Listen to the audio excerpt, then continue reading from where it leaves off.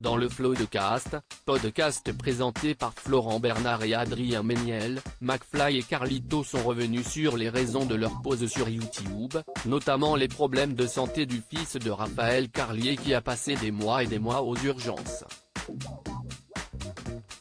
C'était horrible quoi, c'était très dur, a-t-il confié. Il ne pouvait plus continuer. McFly et Carlito ont annoncé au début du mois de mars 2023 qu'ils faisaient une pause sur YouTube.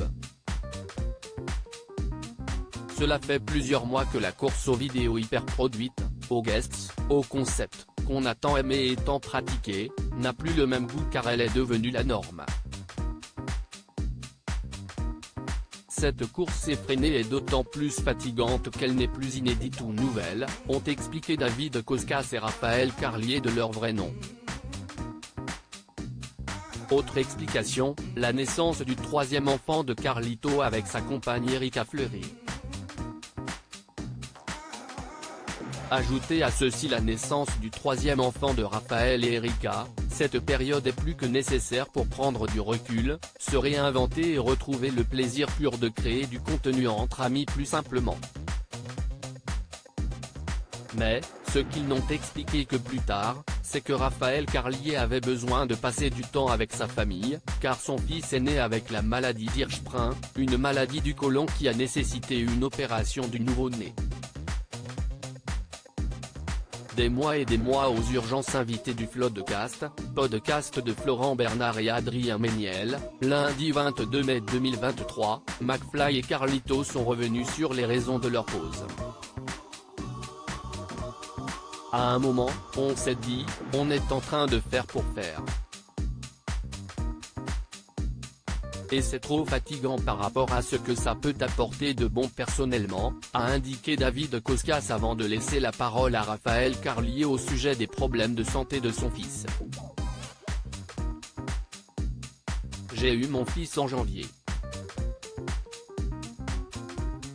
Déjà, pendant la grossesse, on a appris qu'il avait un problème de rein. C'est grave et chiant, mais ça se gère, mais ça te met une pression. Il est né et on a appris qu'il avait la maladie d'Hirschsprung et ça c'était chaud, c'était horrible, a-t-il déclaré, avant d'expliquer, en gros, ton côlon qui est un tuyau qui te permet d'amener la merde d'un certain endroit au trou de balle, ne marche pas. Ton bébé a son ventre qui gonfle mais à un niveau burlesque, presque cartoonesque. Dans cette même période, tout ce qui sortait de ses fesses, c'était du sang, a continué Carlito. Visuellement, psychologiquement, c'est vraiment chaud. Donc on va aux urgences. Des mois et des mois aux urgences.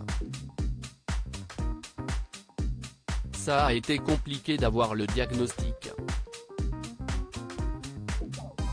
Pendant des semaines, on ne savait pas. Et c'était ça le moment le plus hard.